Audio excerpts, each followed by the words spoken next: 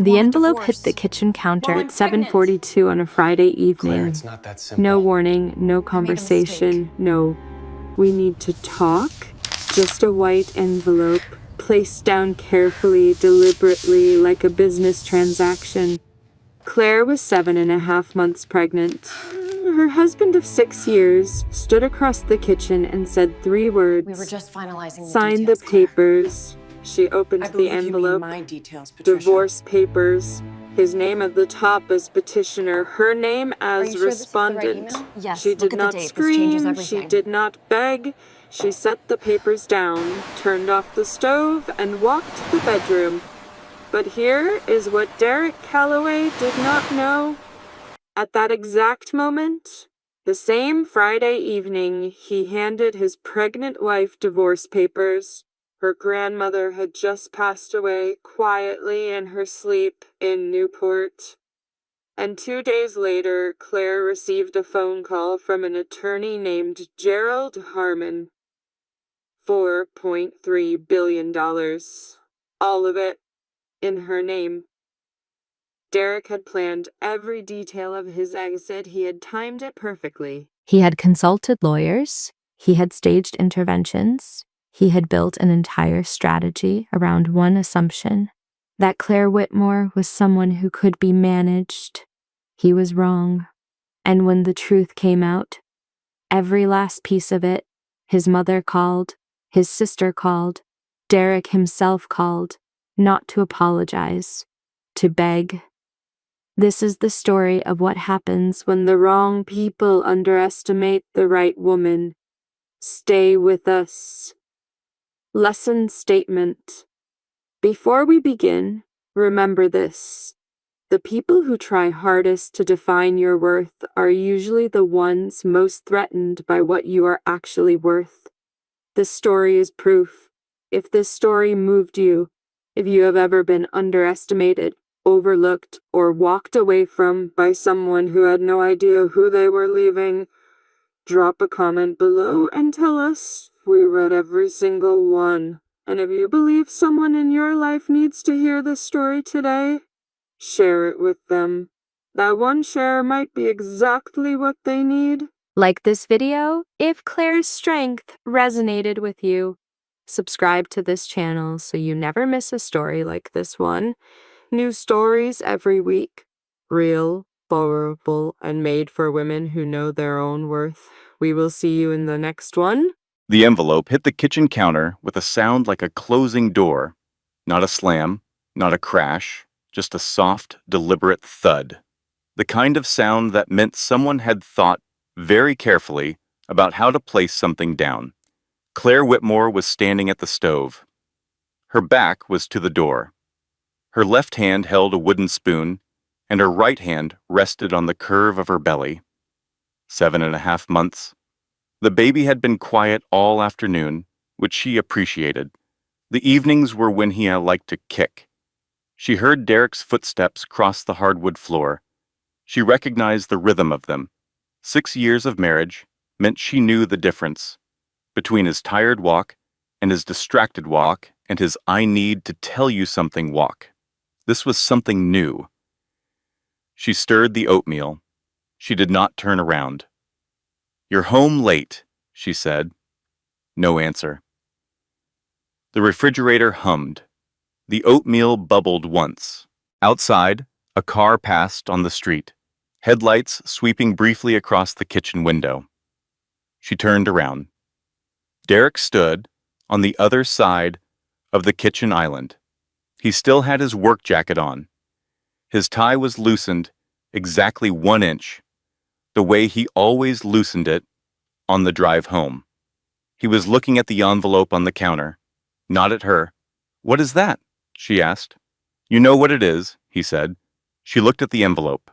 It was white, thick. Her name was typed on the front, not handwritten. Typed. She picked it up.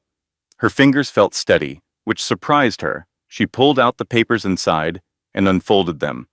The words at the top were printed in clean, black letters. Petition for dissolution of marriage. Petitioner, Derek James Calloway. Respondent, Claire Ann Whitmore Calloway. The kitchen tilted, or perhaps she tilted. She put one hand on the edge of the counter. Under her palm, the granite was cold and smooth and absolutely real. The baby kicked once. Hard. Derek, she said. Her voice came out level. She was grateful for that. I am 7.5 months pregnant. I know, he said. With your child. With our child, he corrected. He was still not looking at her. That doesn't change anything. She looked at his face. She looked at it the way you look at something familiar that has suddenly become unrecognizable. 6 years. She had spent 6 years learning the particular way he tilted his head when he was thinking, the small sound he made when his coffee was too hot, the way he reached for her hands in the dark. She looked at him now, and none of that seemed like information about this person. Is there someone else? She asked. Silence. In that silence, she found her answer. She looked back down at the papers. She read the first paragraph carefully, then the second.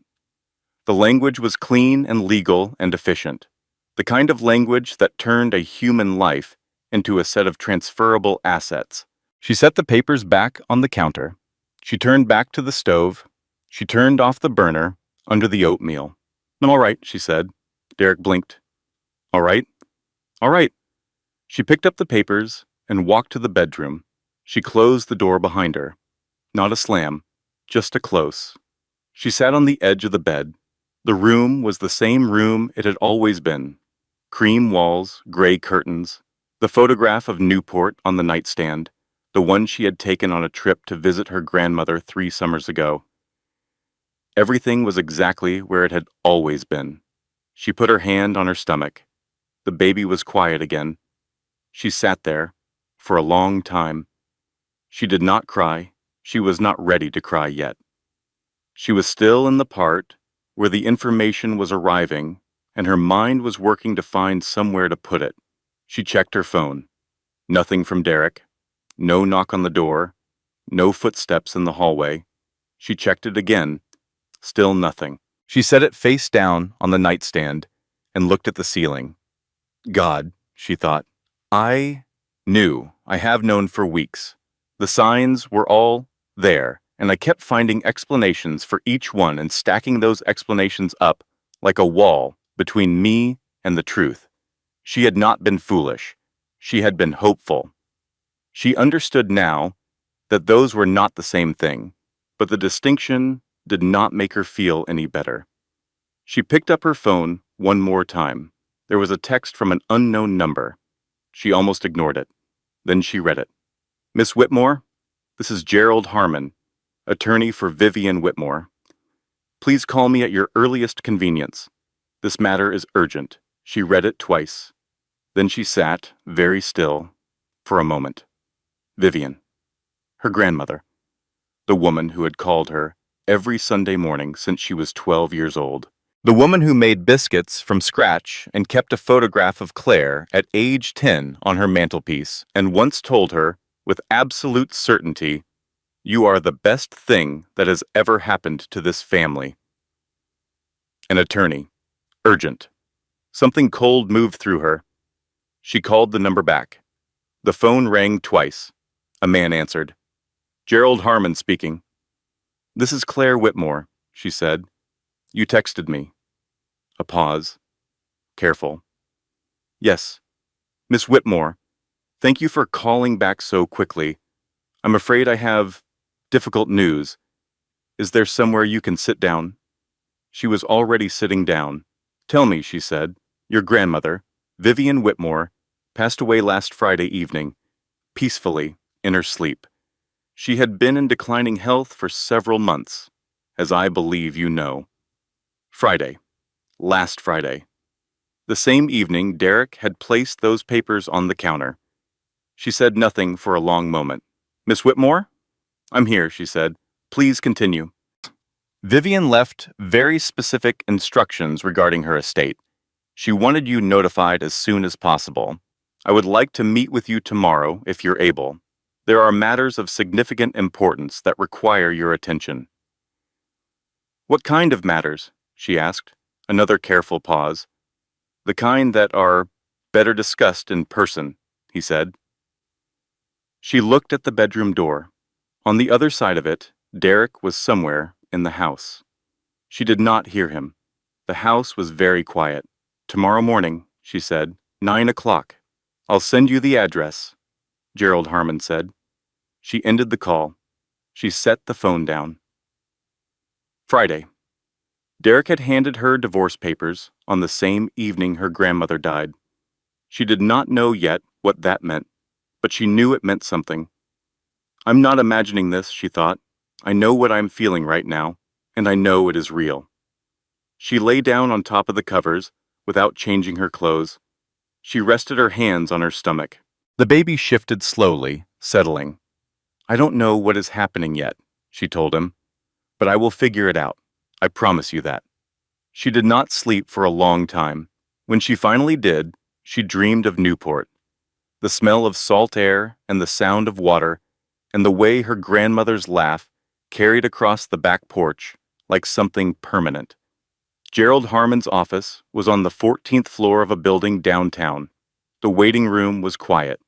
Cream carpet, dark wood, 2 chairs that looked like they had been chosen by someone who understood that people sat in them during the worst moments of their lives and should not be made to feel uncomfortable. Claire arrived at 8:55. She had not told Derek where she was going. He had slept on the couch. She had heard him leave the house at 7:30, the front door closing with that same careful, deliberate sound as the envelope the night before. Gerald Harmon met her in the waiting room. He was a man of about 55, with silver at his temples and a face that had the particular quality of someone who had learned to keep his reactions from showing in his eyes while keeping his kindness visible in everything else. He looked at her stomach, then at her face, then he shook her hand. Thank you for coming, Miss Whitmore, he said. I'm very sorry for your loss. Thank you, she said. Please just tell me everything. They sat in his office. He brought her water without asking. Then he sat down across from her and opened a folder. Your grandmother was a private woman, he began. I have been her attorney for 22 years. In that time, I learned that she told people precisely what she wanted them to know and nothing more. This was not secretiveness, it was strategy. That sounds like her, Claire said. Vivian Whitmore was the founding shareholder and honorary chairperson of Whitmore Enterprises, Gerald continued. Whitmore Enterprises is a diversified holding company with interests in commercial real estate, investment portfolio management, and a portfolio of luxury hospitality properties currently operating in 17 countries. He paused. He turned the folder around and pushed it across the desk. Total audited assets, as of the third quarter of last year, were $4.3 billion. The number sat in the air of the office like a physical object. Claire looked at the page. The number was printed there in plain black type, $4.3 billion. She had known her grandmother was comfortable. She had known there was family money, had known about the house in Newport and the investments and the quiet, unhurried way Vivian moved through the world. But she had not known this. She had not known any of this. In her will, updated 8 months ago, Gerald said, Vivian transferred all voting rights and controlling interest in Whitmore Enterprises to her sole surviving grandchild. He looked at Claire. That is you, 73% of the company. Everything else is distributed among a small number of charitable foundations she supported during her lifetime. Claire set the paper down. She never told me, she said. She had reasons for that, Gerald said carefully. She wanted to be certain the people in your life were there for you and not for what you might one day represent. Claire was quiet. She thought about Derek, about the way he had placed the envelope on the counter, about the date on the divorce papers, about the phone call Gerald had referenced, which she had not yet mentioned. Who else knew about this will, she asked. Gerald met her eyes. That is the question I have been waiting for you to ask. He opened a second folder. Our office received a call on Thursday afternoon, the day before Vivian passed. The caller identified himself as a legal representative for the Calloway family. He requested information regarding the status of Vivian Whitmore's estate and any existing will. Thursday, one day before the divorce papers. What did you tell him? She asked. We told him nothing, Gerald said. Attorney-client privilege. But the call was logged, and the timing is notable. Claire sat very still. The office was quiet. Somewhere in the building a phone was ringing, distant and muffled. I'm not crazy, she thought. I know exactly what I'm looking at. She had gone over it on the drive here. She had organized the pieces like tiles on a floor, laying them edge to edge until the pattern became visible. Derek had known Vivian was dying. Someone had told him, or he had found out. He had investigated the estate. He had learned about the will. And on the night his source confirmed the inheritance was real, he had handed her divorce papers. Because if they divorced before the inheritance was officially transferred, the prenuptial agreement would govern the settlement. The prenuptial agreement that his lawyer had drafted. The one that had seemed so reasonable at the time. He had wanted to be out before she became worth anything. I need to know the timeline for formal transfer of the inheritance, Claire said. Her voice was very steady. And I need to understand what happens if I am in active divorce proceedings when it occurs. Gerald nodded slowly. Those are the right questions. And you should know that your position is considerably stronger than your husband's attorney may have led him to believe. She almost smiled. He hasn't told me anything. He hasn't said a word since he handed me those papers. Then he is either very confident, Gerald said, or very foolish. She thought about Derek, his careful suits, his strategic silences, his way of planning 3 moves ahead. He is very confident, she said. He just underestimated who he was dealing with. She left Gerald's office at 11 o'clock. She stood on the sidewalk outside the building for a moment, the morning air cool against her face, traffic moving steadily past. She called Margot. Claire, are you okay? Is the baby okay? We're both fine, Claire said. Margot, I need you to help me find the best attorney in the city. Not divorce, corporate asset law. Someone who deals with inheritance disputes and contested transfers. Margot was quiet for 2 seconds. What happened? I'll explain everything tonight. Right now, just help me find a name. Okay, Margot said. No argument. No 20 questions. That was what 14 years of friendship looked like. I'll call you back in an hour. One more thing, Claire said. Don't tell anyone we spoke. Not yet. She ended the call. She stood on the sidewalk with one hand on her stomach. I deserve to know this before anyone else, she thought. She was my grandmother, and she deserved to have someone she loved find out in a way that wasn't managed and timed by people with their own agenda. She took a breath. Then she walked to her car. Claire did not go straight home. She drove for 20 minutes without a destination. She ended up in the parking lot of a grocery store 3 miles from her house. She turned off the engine. She sat. The windows fogged slightly at the edges. She did not move to fix them. She let herself think. 6 years. She was going to go through 6 years, and she was going to look at every piece of it with clear eyes this time, without the protective layer of hope she had always spread over the difficult parts. Year 1. She met Derek at a charity event, a benefit auction for a children's hospital, the kind of gathering where everyone wore nice shoes and wrote checks, and circulated with champagne.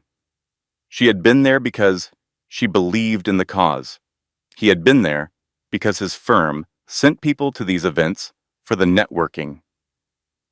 He had found her in the corner, by the dessert table, reading the placard on a painting that was up for auction. He had stood beside her and said, "You're actually reading it." She had looked at him. "It's good work. Someone made it." The least I can do is understand what it is."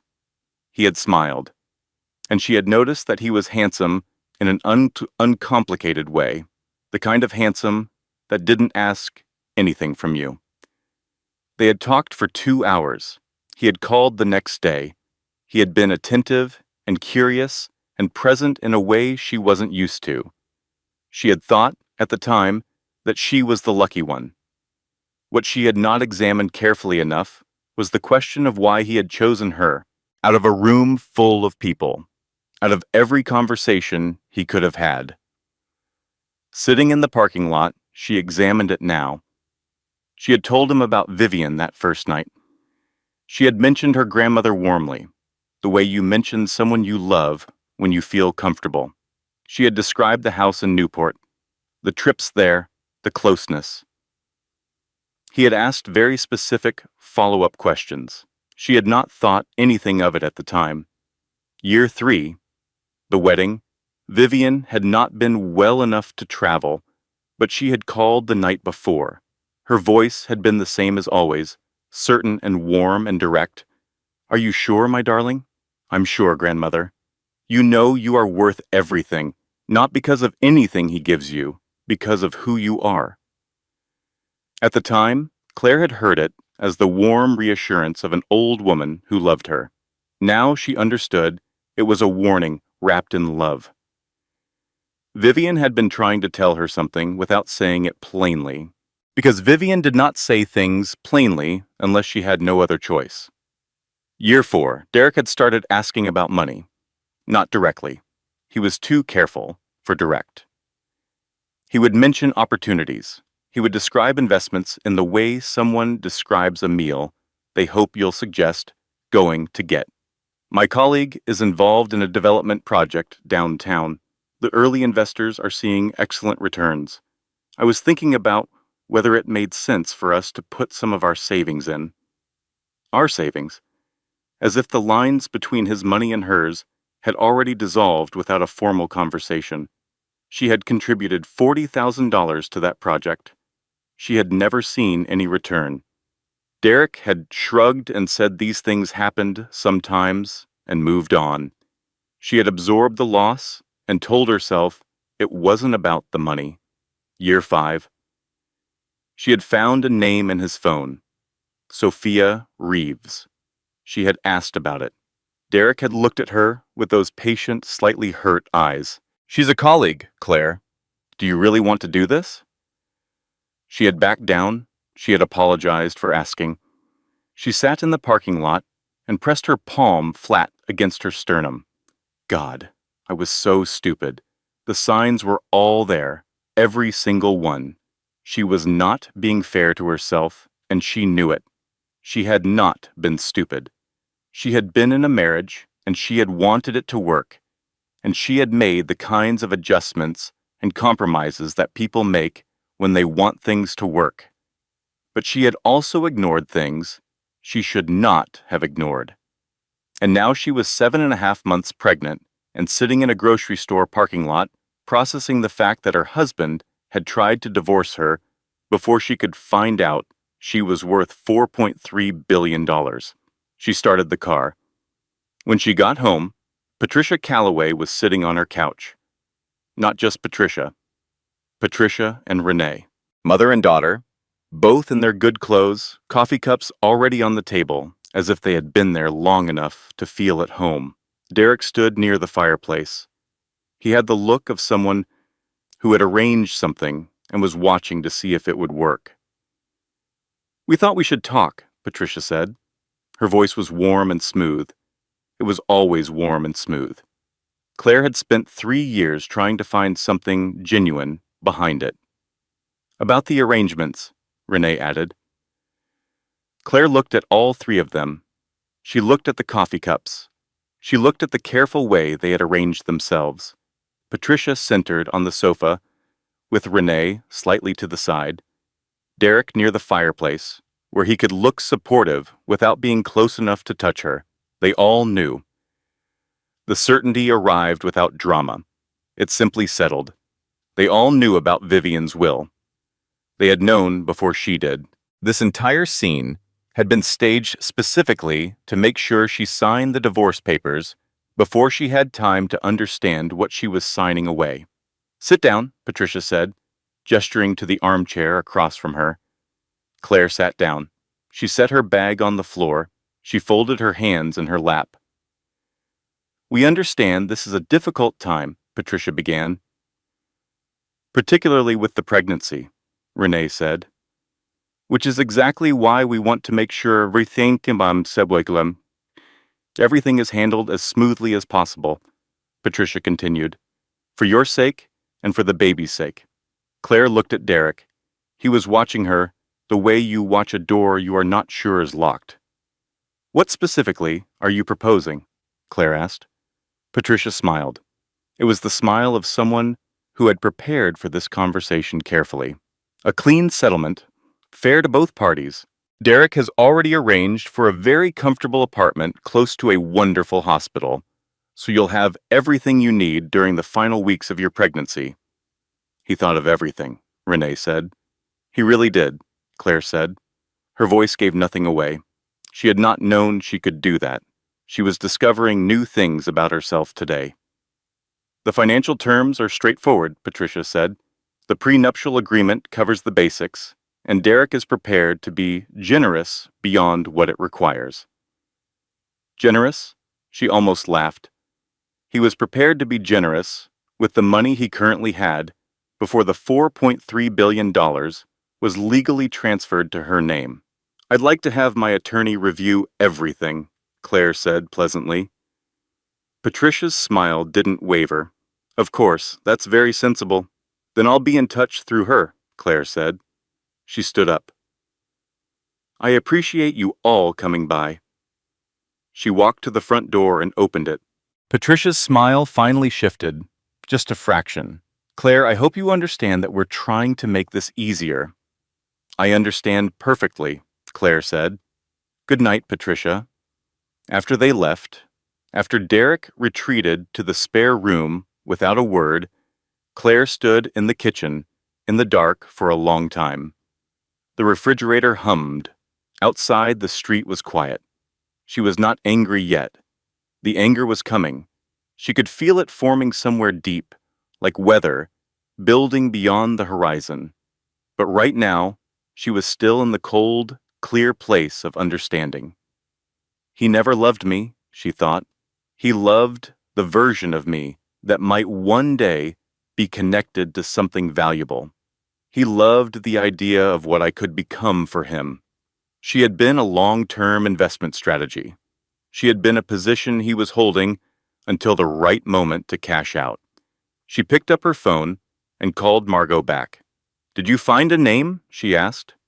"Victoria Marsh," Margot said. "Everyone calls her the best in the city. She does not lose. Get me a meeting with her," Claire said. "Tomorrow if possible." Victoria Marsh had an office that looked like it belonged to someone who had stopped trying to impress people and started simply being excellent. No unnecessary furniture, no artwork chosen to signal success. Just clean lines and good light and a desk covered in organized stacks of paper. She was 50 years old, with sharp gray eyes and dark hair pulled back simply. She shook Claire's hand with the firmness of someone who had learned that how you greeted people told them everything they needed to know about whether you were serious. "Tell me everything," she said. "Don't edit. Don't decide what's relevant. Tell me all of it." Claire told her all of it. The divorce papers on Friday evening, the call from Gerald Harmon on Saturday morning, the $4.3 billion. The Thursday phone call from someone representing the Calloway family to Gerald's office. The staged intervention with Patricia and Renee on her couch. Victoria listened without interrupting. When Claire finished, she was quiet for a moment. "The email," she said. "The one you mentioned to me on the phone, from your contact." "I don't have it yet," Claire said. "Someone reached out to me last night. She says she has evidence. We're meeting this afternoon." Victoria tapped one finger on her desk. Once, twice. If the email contains what you believe it contains, she said, we are not dealing with a simple, contested divorce. We are dealing with evidence of intent to defraud in a marital proceeding. That changes the landscape significantly. How significantly? The prenuptial agreement was signed in good faith.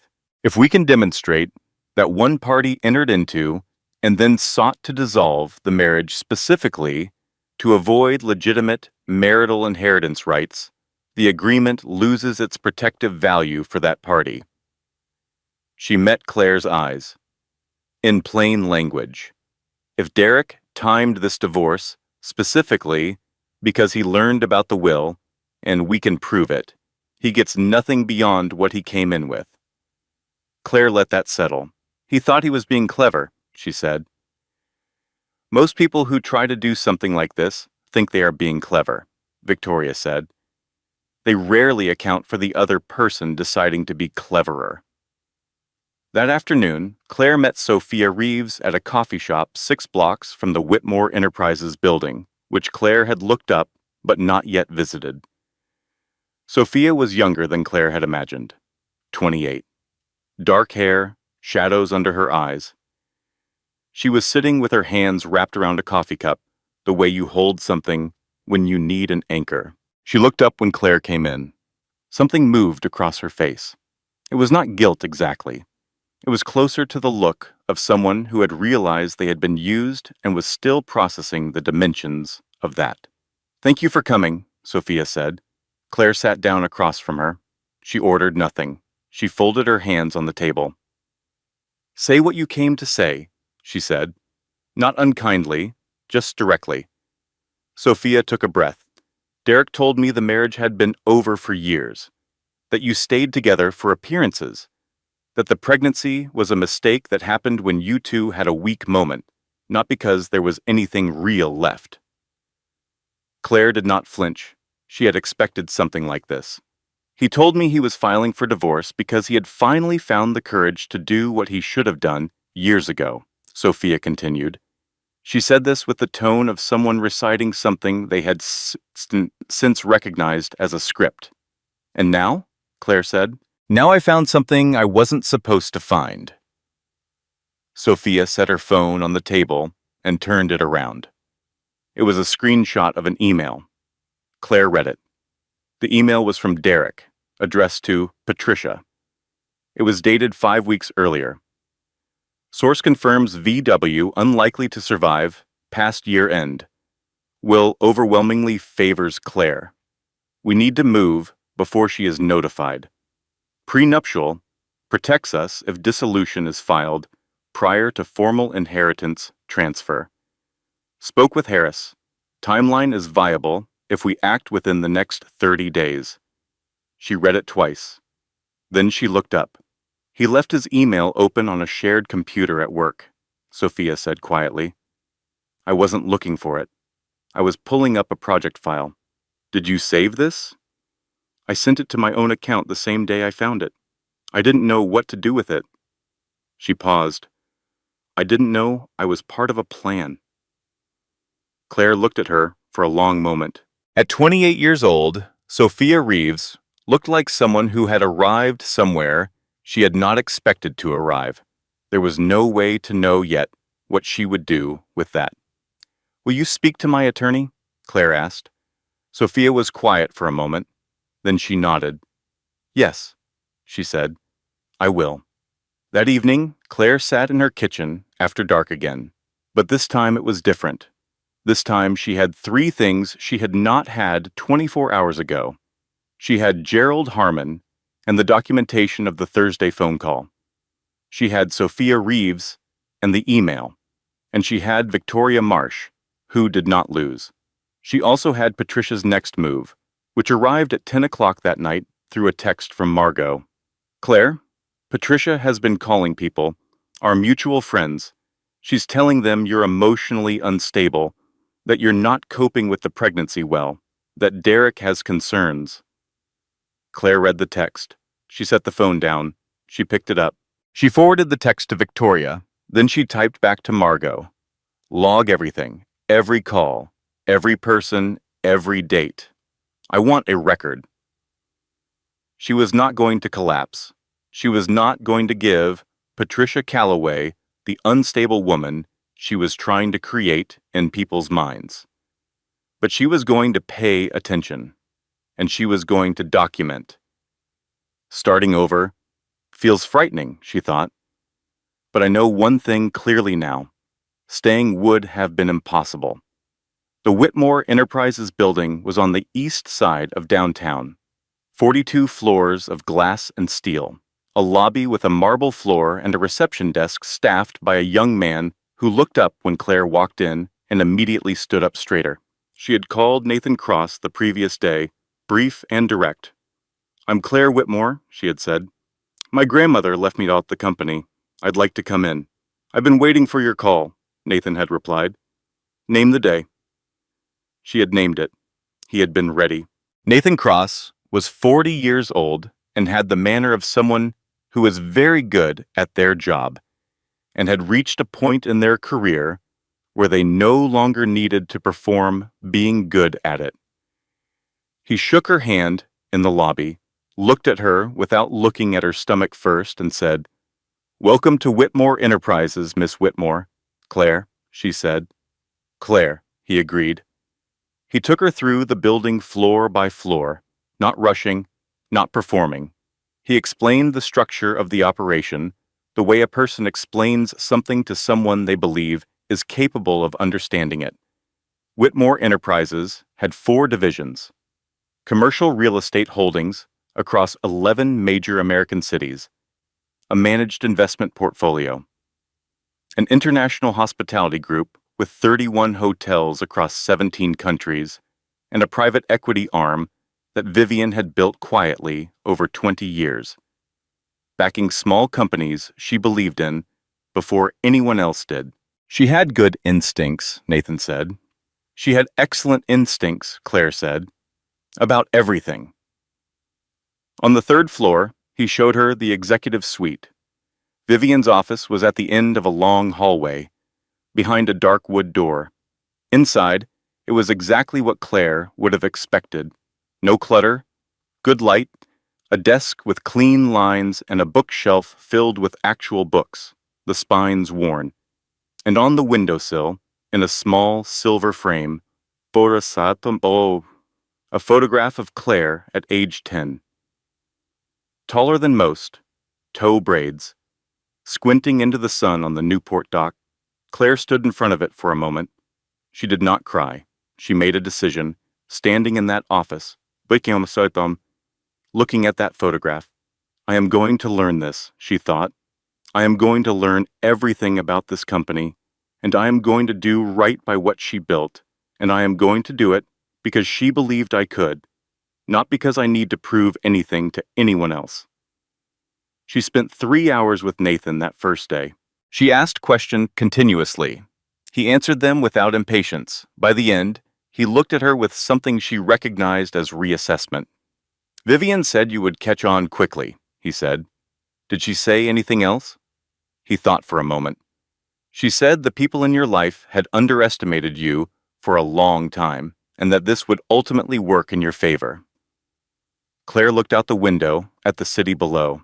She was right, she said. That same week, Victoria Marsh filed a formal response to Derek's dissolution petition.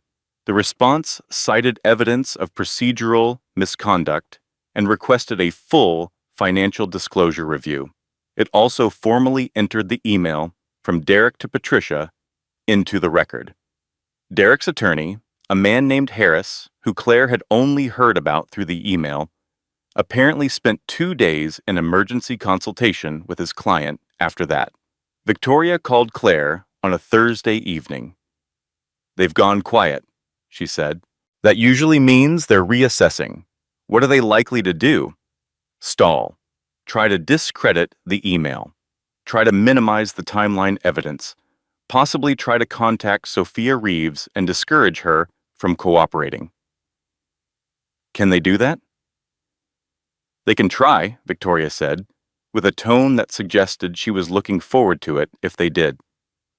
Meanwhile, Patricia's campaign continued. The word unstable had migrated from phone calls to a vague but pointed post on Renee's social media. Something about women who couldn't accept change. Something about moving forward with grace. Claire read it on a Tuesday morning while eating breakfast. She felt the anger then, not the cold, clear anger of recognition, which had served her well so far. Something hotter. She had married into this family.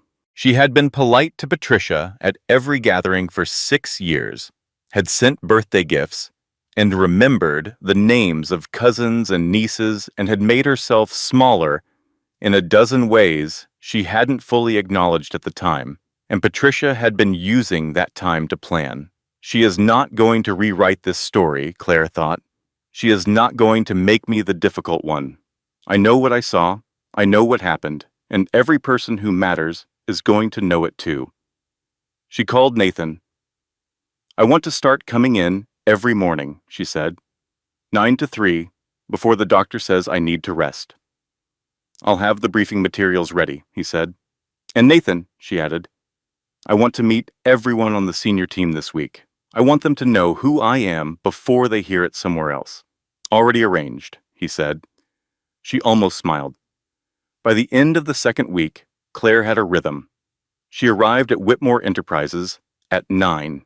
She spent the first hour reading overnight reports, the second hour in meetings with Nathan or individual division heads, the third hour alone, reading contracts or historical records or the notes Vivian had kept in a series of green leather journals that Nathan had placed on her desk without comment. She read the journals carefully. Vivian wrote the way she spoke, directly, with occasional dry humor, with a long view of things. She had been building Whitmore Enterprises for 40 years. She had made decisions that looked wrong for a decade before they proved right.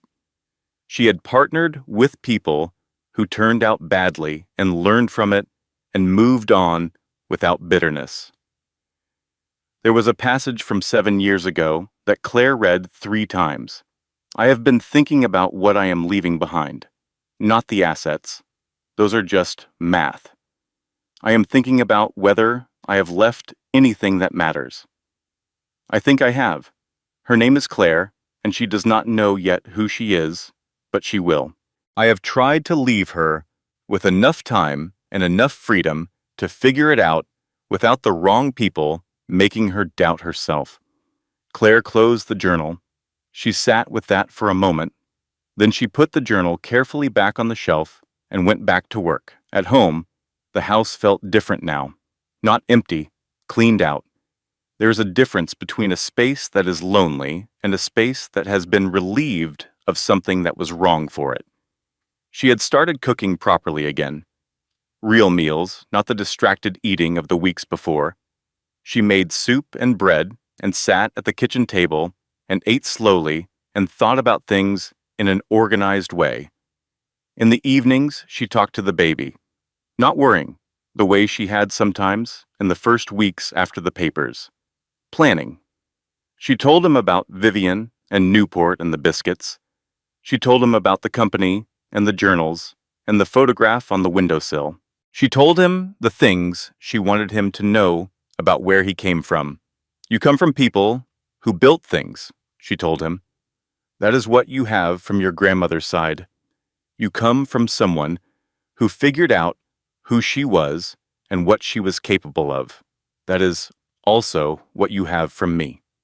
Margot came over on a Wednesday with dinner and a bottle of sparkling water with a bow on it, which made Claire laugh for the first time in what felt like weeks. The bow is because I couldn't bring wine, Margot said, dropping onto the couch. How are you, really? Better, Claire said. Actually better. The company?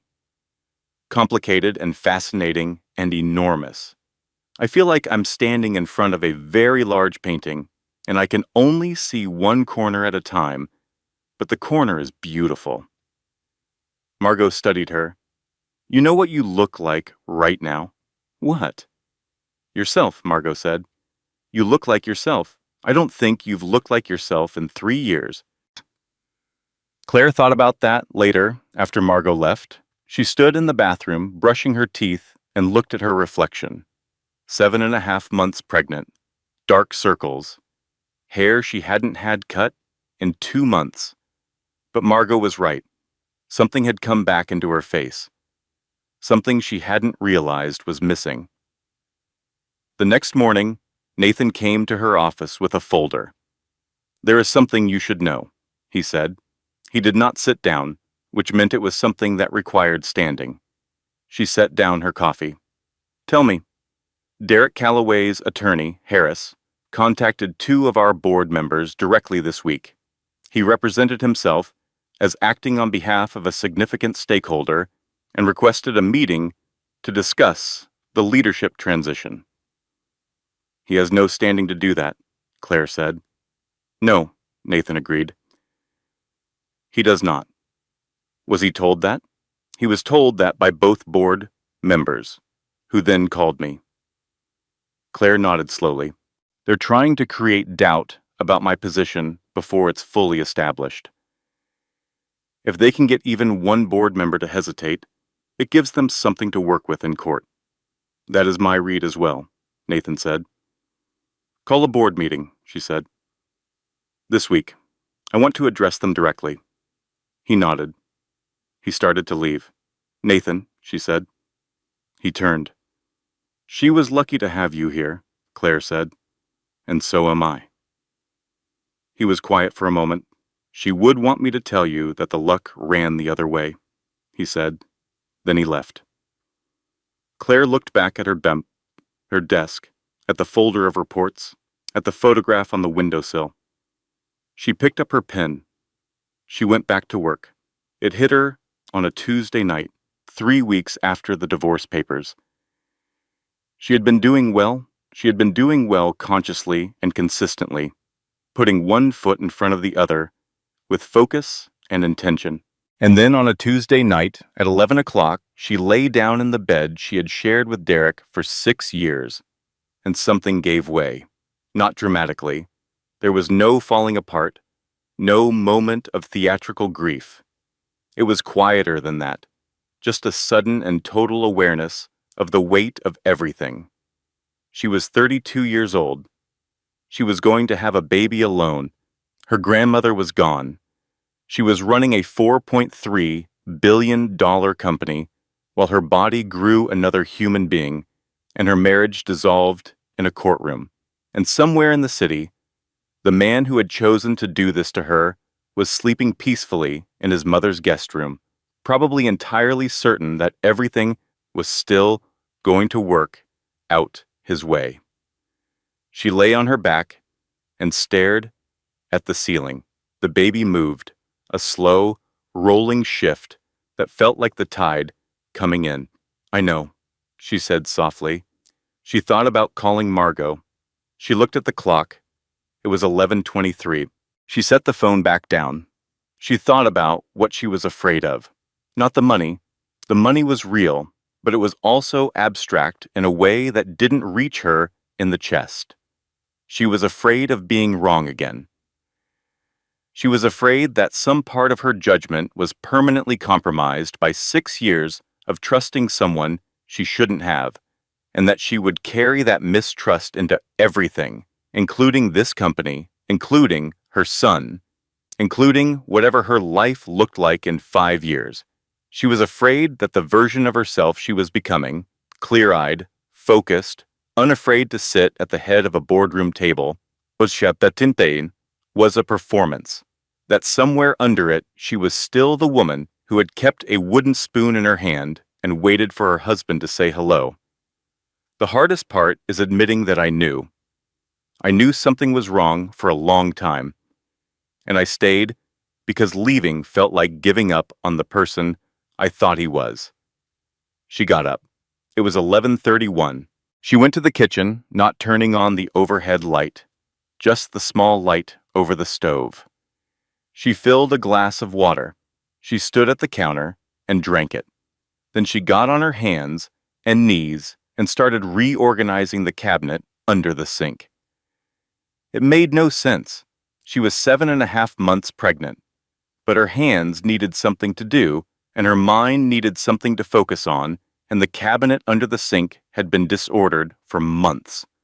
She sorted cleaning supplies by type. She threw away 3 things that were empty. She wiped down the shelf with a damp cloth. Then she sat on the kitchen floor with her back against the cabinet and the baby doing slow somersaults and thought, "This is the hardest it is going to be, right here, this exact moment." She knew that wasn't strictly true. Labor would be harder.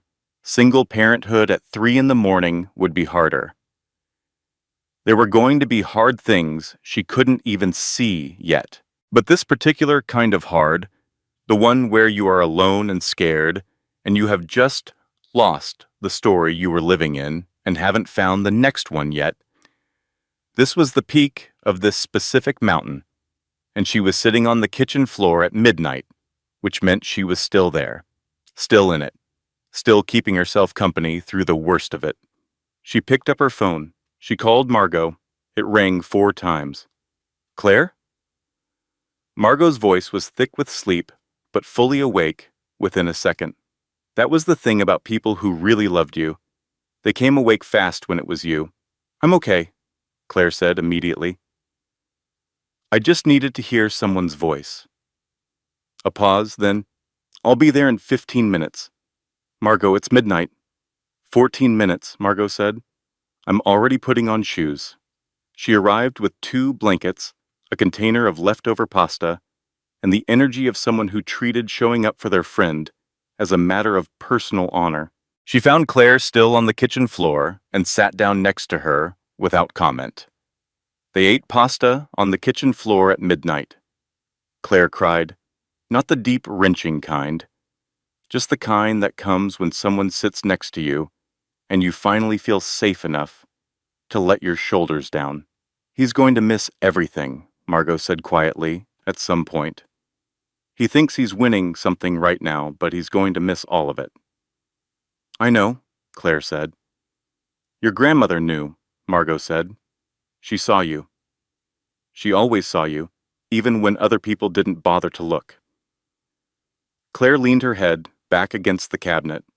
Somewhere along the way, she thought, I became invisible to the person who was supposed to see me most, but Vivian always looked.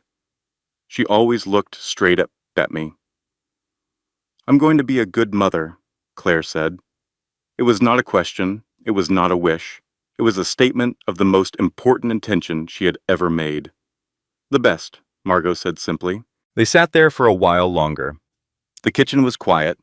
The small light over the stove made everything amber and warm. When Margot finally left, at 2 in the morning, Claire went back to bed and slept deeply for the first time in weeks. The board meeting was on a Wednesday morning. 12 people sat around the long table in the main conference room on the 38th floor. The city was visible through the floor-to-ceiling windows, brilliant and clear in the winter light. Claire arrived 2 minutes early. She set a glass of water on the table in front of her chair. She did not sit down immediately. She stood and looked out the window for a moment. Then she sat down, and she looked around the table. "Thank you for coming on short notice." "And it," she said. "I'll be direct, because I think that is what most of you would prefer."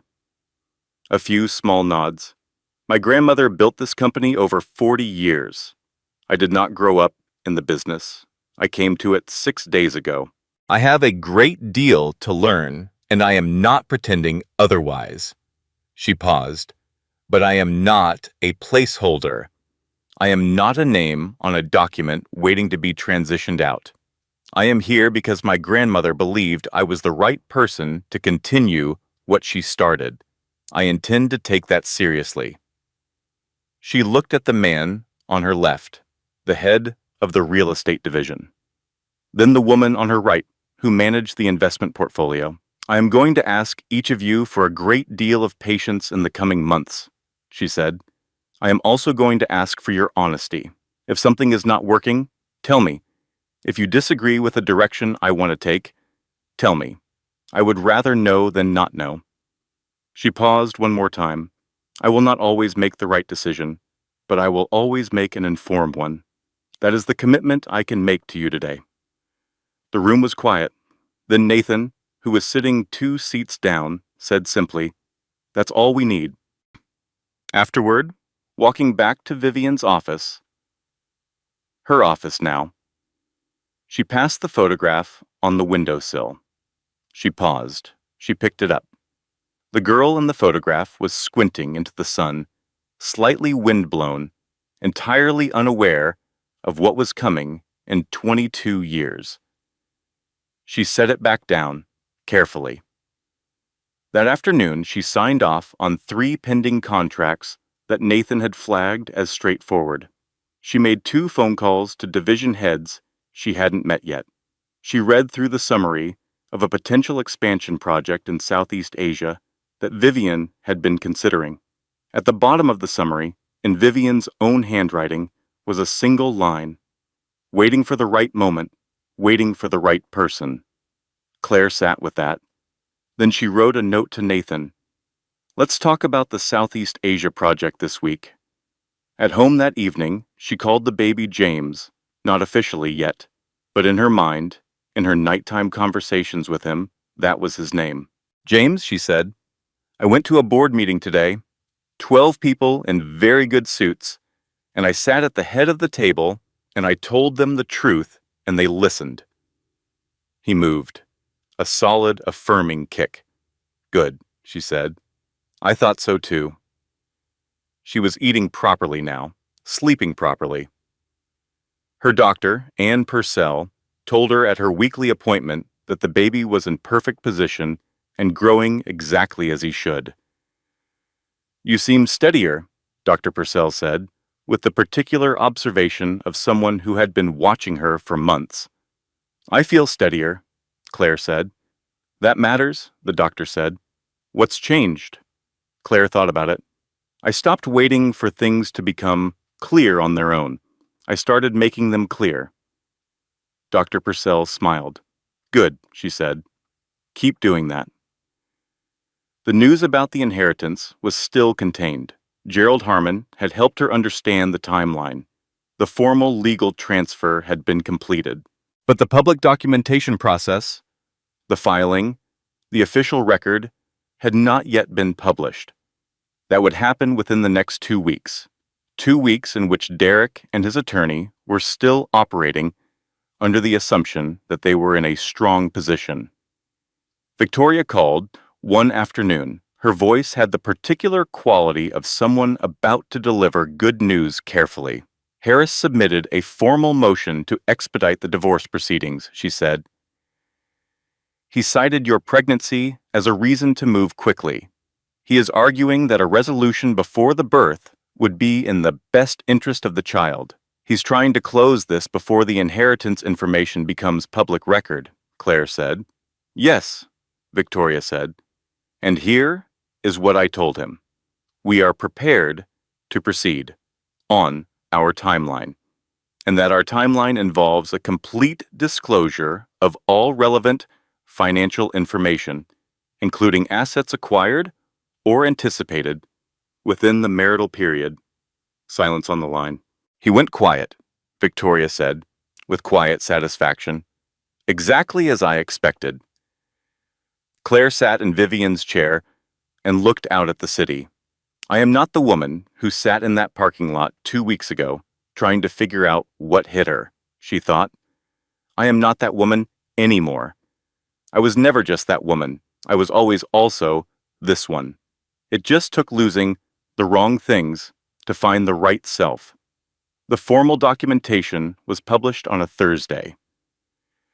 Claire was in a meeting with the head of the hospitality division when Nathan knocked and came in with a particular look on his face.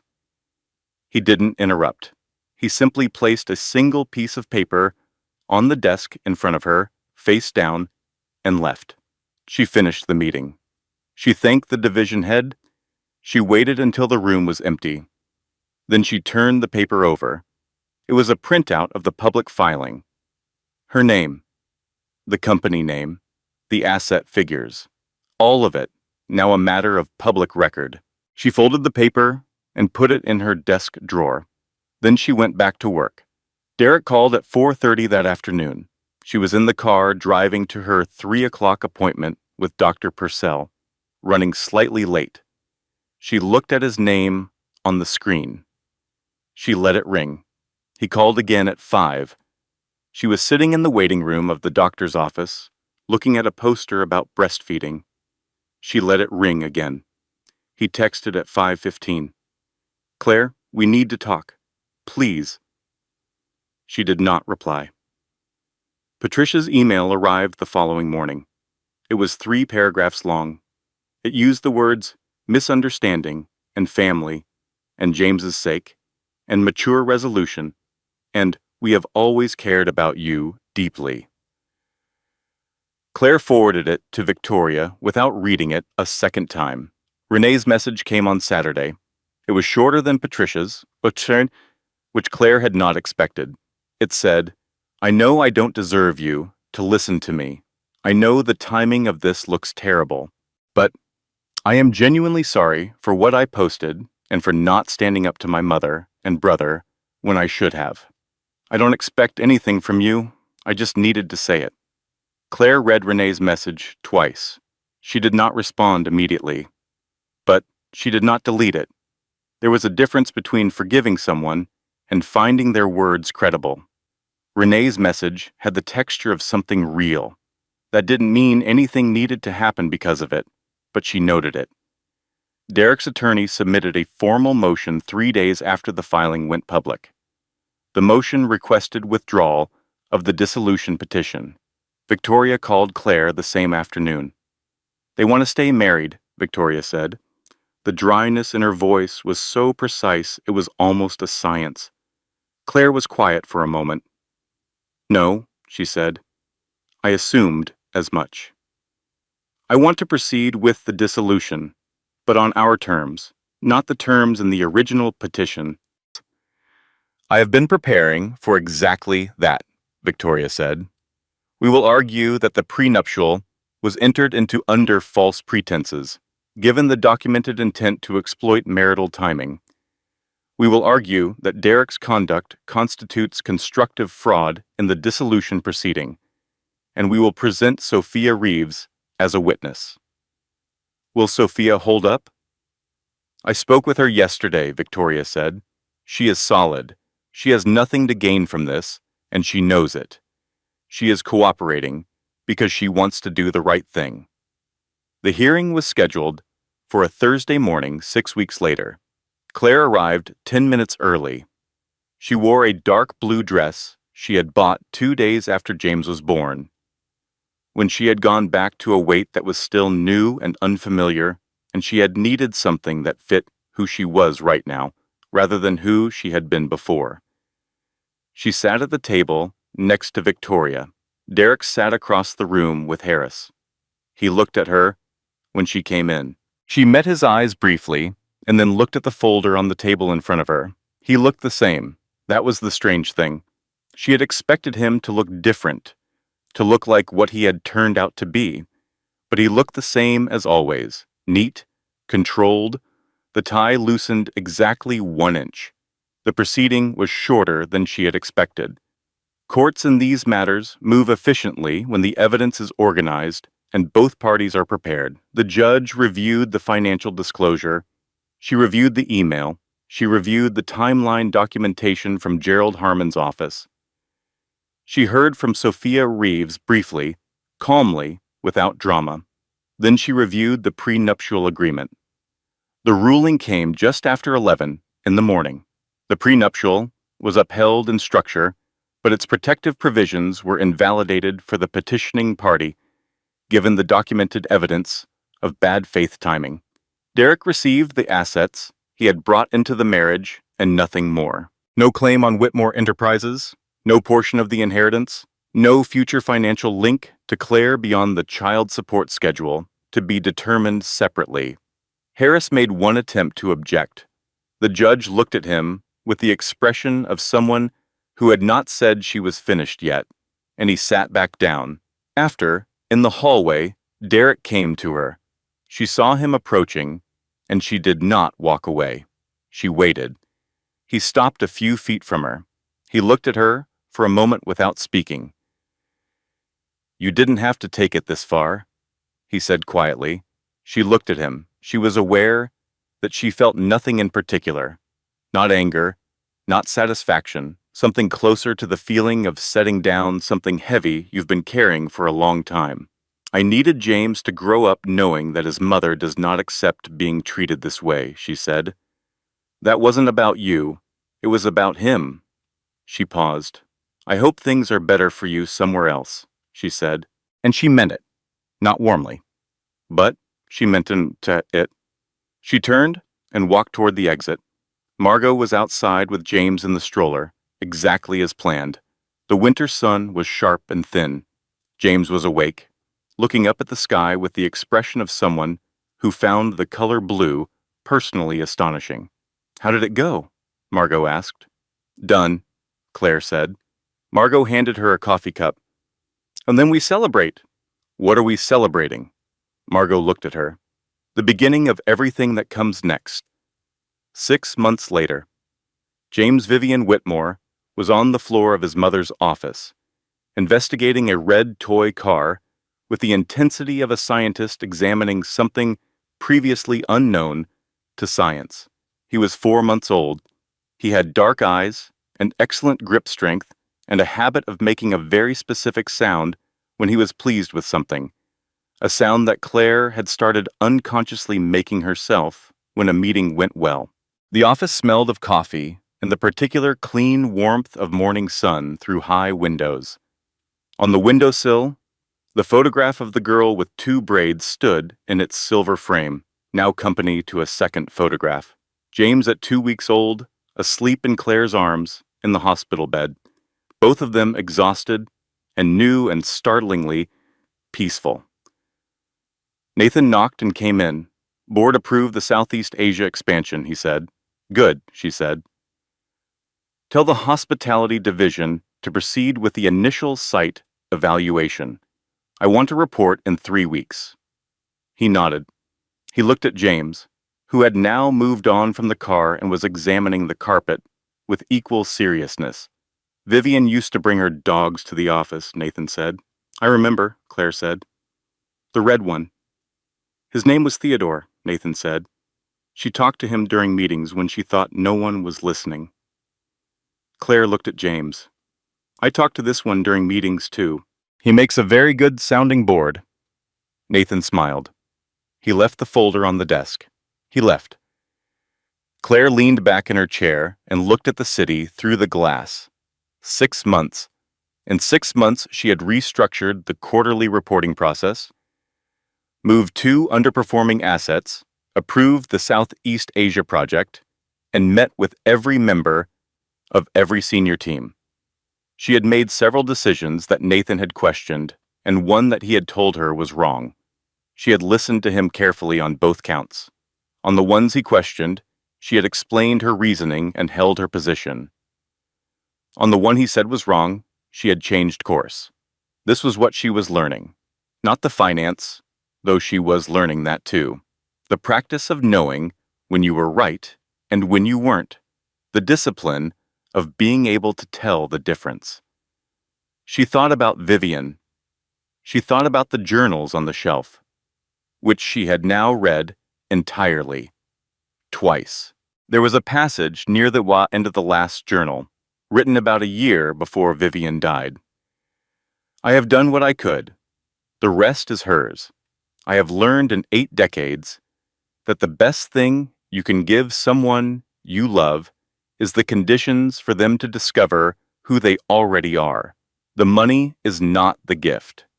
The freedom the money represents is the gift. Freedom to choose, freedom to leave what needs leaving, freedom to become." Claire had read that passage on a Tuesday morning and had sat very still for a long time. She understood it now in a way she hadn't the first time she read it. Vivian had not left her $4.3 billion. She had left her the freedom she described. The money was the mechanism. The actual gift was the ability to walk away from what was wrong and toward what was right. She had used that gift. She was still using it. She picked up the photograph from the windowsill. The girl with the braids, squinting at the sun. "I think you'd recognize me," she said softly. "I think you'd know I'm still you." James made a sound from the floor. She looked down. He was looking up at her. "I know," she said. "It's time to go." That afternoon, she drove to Newport.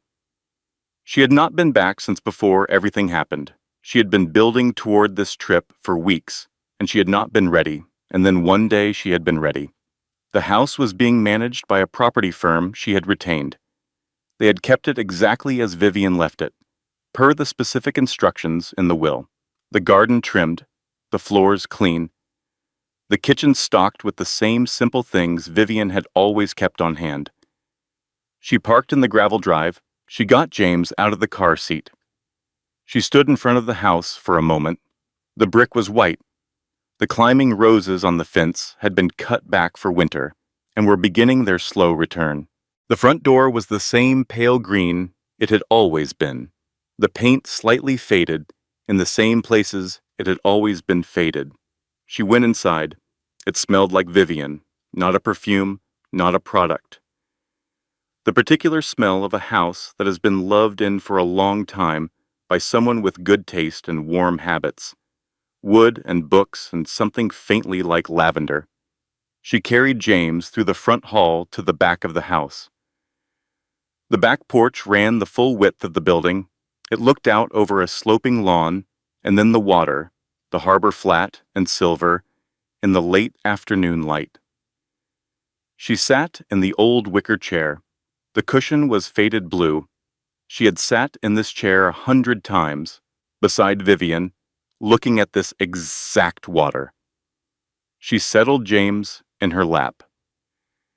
He looked out at the water with his characteristic, wide-eyed concentration, as though he was already filing it away.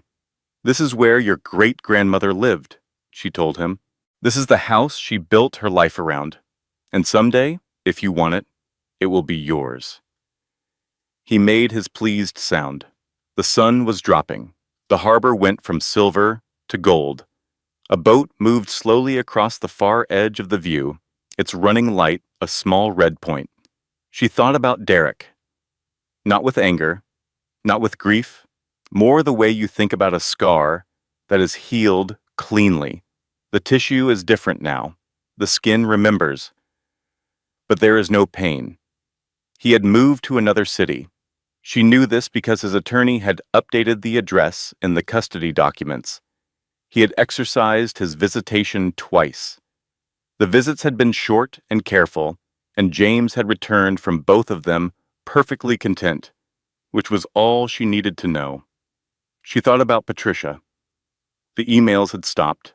She had not responded to any of them, and eventually they had stopped. She wondered sometimes what Patricia told people about what had happened. She found, surprisingly, that she didn't wonder often. She thought about Sophia Reeves. They had had coffee twice since the hearing. Sophia had started a new job at a different firm. She seemed lighter than she had in that coffee shop the first time they met. They were not friends, exactly, but they were two people who had been caught in the same machine and had both chosen to step out of it rather than let it run. There were stranger things in the world. She thought about Renee, who had sent one more message 2 months ago, not asking for anything, not performing, just, "I'm in therapy. I'm working on understanding how I became someone who did what I did. I don't expect that to matter to you. I just wanted you to know." Claire had thought about it for a week. Then she had written back, "Thank you for telling me. I hope it helps." She had meant that too. She looked down at James. He had fallen asleep, which he sometimes did when the light was golden and the world was quiet. His hands were curled loosely at his sides. His face had the specific look of sleeping babies, which is the look of someone who is entirely and completely safe. She had given him that. This specific feeling of safety in the world. This was the first and most important thing she had ever done. She looked back at the water. She thought about who she was 6 months ago, sitting in a grocery store parking lot with the engine off, trying to organize the pieces of a life that had just broken into its true shape. She thought about who she was now, sitting on the porch of her grandmother's house in the company of the best thing she had ever made, watching the harbor go from gold to amber. She had not become someone different. This was the crucial thing she kept returning to. She had not been transformed into a new person by the money or the company or the legal battle. She had stopped being prevented from becoming the person she already was. That was the difference. That was the whole thing. The power had never been in the $4.3 billion. It had been in the decision to stop letting other people write the story of who she was. It had been in the moment she had sat in Gerald Harmon's office and asked the right questions instead of waiting to be told what to think. It had been in the midnight kitchen floor and the pasta with Margot and the board meeting and the quiet hours in Vivian's office, learning the language of something larger than herself. Derek and Patricia had thought they understood what she was. An asset to be managed, a variable to be timed. They had never understood that what made her valuable had nothing to do with the inheritance. The inheritance was just the evidence of what Vivian had already known. She was the thing worth leaving everything to. Not the money, not the company. Her, Claire. James stirred in her lap. She looked down. His eyes were open, finding her immediately, the way babies find their mothers, like they have a compass that points to exactly one direction. "Hello," she said. He made his sound. "I know," she said. "I'm here." The harbor was copper now, the sun at the very edge of the hills across the water. In 20 minutes it would be dark. She would need to go inside, make dinner, put James down in the crib she had brought, sleep in the room that had been hers every summer of her childhood. Tomorrow she would drive back to the city. She would go to the office. She would make decisions and ask questions and read reports and sit in meetings and learn, continuously, the language of this enormous thing her grandmother had left in her hands. But for now she sat in the wicker chair on the porch of the house in Newport with her son in her lap, and the harbor going copper and amber, and the particular smell of salt and roses in the evening air. She had not lost a marriage. She had walked out of a trap that had been built around her by people who understood her value better than she did at the time. She had walked out carrying her son and her clarity and the finally unobstructed version of herself. She had walked out and kept walking. And now here she was. Here she was. She closed her eyes for a moment. The wind came off the water, cool and steady. She heard the sound of the harbor, the low knock of boats at their moorings, the distant call of something overhead. The prison door, she thought, had been unlocked all along. She had simply finally understood that she was the only one who needed to walk through it. And she had. And she was free. Editorial disclaimer. This content was carefully researched, developed, and manually edited by our team to bring meaningful stories and real lessons to our audience.